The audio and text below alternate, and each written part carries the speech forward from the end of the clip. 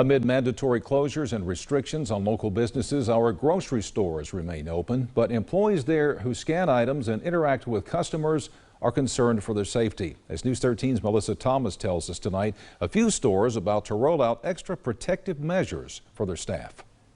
After multiple local grocery store employees reached out to News 13 expressing concern for their safety at work, it prompted us to ask different companies to see what they're doing for their staff. Their safety's first, so they're letting us know, we're keeping them informed, and we're just working together as a team. Director of Retail Operations Thomas Wester says keeping their employees and customers protected is a big deal. In addition to daily overnight deep cleans, soon there will be a barrier between the cashier and customer. We've also ordered in a sneeze guard plexiglass that we're having installed next week at every register, which is basically a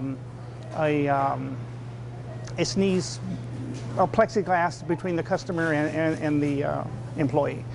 And they're not the only ones. Winn-Dixie, Walmart, and Publix officials say will install sneeze guards in the coming weeks at their registers, and some are already in place at Walmart pharmacies. Meanwhile, back at Piggly Wiggly, there are lines on the floor in an effort to help customers and employees practice social distancing. We've also put 6 feet tapes on the floors at the registers so that they stand 6 feet apart. Wester also reminds employees to not feel bad about calling in sick if they need to.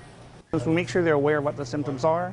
If they have any type of symptoms that we're instructing them, please stay home, give us a call. In Panama City, Melissa Thomas, News 13, Panhandle Strong.